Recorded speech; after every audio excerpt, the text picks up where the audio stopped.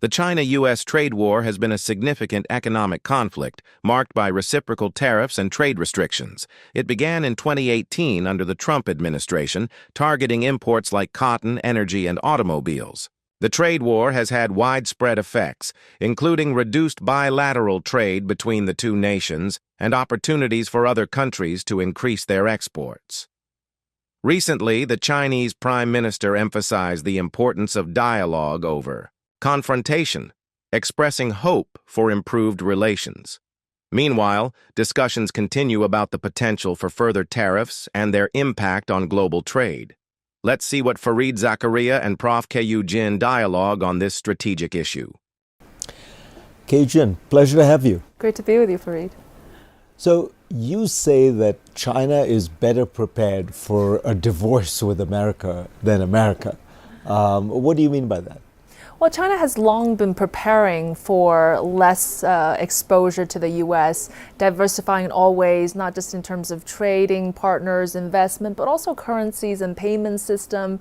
And whichever president comes around, that plan hasn't changed. In fact, the first time around, the Trump tariff wars have set off this complete globalization frenzy among the Chinese companies. 80-something% of them have already implemented going abroad plans. So they're trying to create foreign markets that are not American and things like that. But still, there's a huge amount that they do sell to America, and the tariffs would hurt, right? The tariffs will hurt both countries, but you've seen already a gradual kind of redirection of trade to other countries. In fact, if you look at the EV, solar panels, and all these what they call new productive forces, very little of it is actually going to the U.S.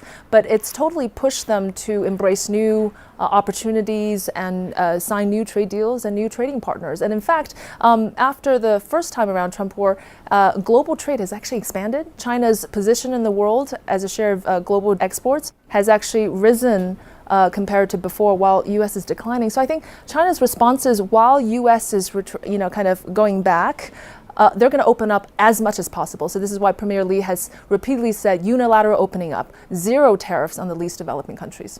We should not underestimate the degree and the pace of fragmentation that is happening, multipolarity, and the rise of economic blocks. We're already seeing the data, whether it's investment or trade, the non-aligned blocks with the aligned blocks and their interaction with each other. If you go around the world, you're asking the likes of Brazil or ASEAN countries, what are they saying? The same thing, diversify.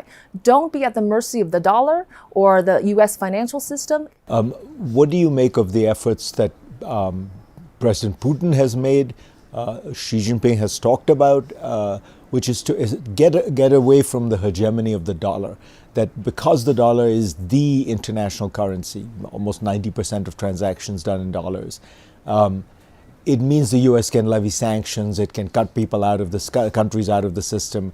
And obviously China, Russia, even some other countries don't like that and want to escape it. So far, it's mostly been talk. Is it more than that now? I think it's much more than that.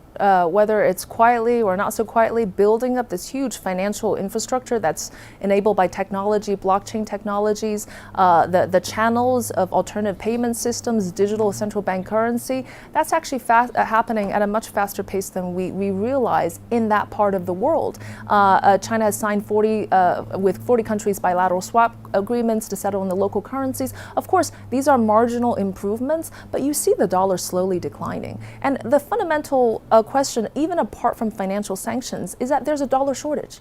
Emerging markets, the size of GDP, is growing massively. The demand for dollars is there. There's not enough liquidity. So now the interest rate is high, the dollar is at a very high level.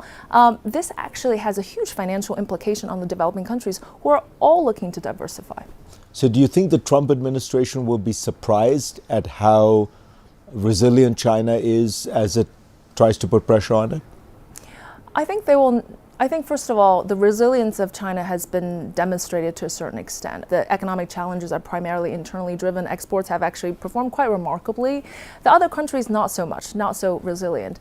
China is not so opposed to a Trump presidency because they still see Trump as somebody who they can negotiate with, that there's room for negotiation, and that there is some space to take the temperature down and to manage and maintain the relationship. They've emphasized repeatedly mutual respect. That's not a high price to pay for the gains. Ke-Yu Jin, pleasure to have you on. Great to be with you. Thank you. most people look at China these days and they see an economy that is in serious trouble. Growth rates have stalled. There are a lot of people who don't even believe the official numbers. Business confidence is low, consumer confidence is low, total debt is high. And then there's the whole problem of demographics, of too few workers. Do you think that picture is correct? Do you think what does it look like to somebody like you who lives and breathes it? First of all, China's economic challenges are primarily internally driven. They're not due to tariff wars or Trump or US restrictions. They're domestic factors. And the real reason is that I think what people less appreciate outside is real estate has cut it so wide and deep because it's fundamentally a shadow fiscal system and a shadow financial system. So when the real estate came down, it really brought down these two key pillars. Local governments, they have no resources.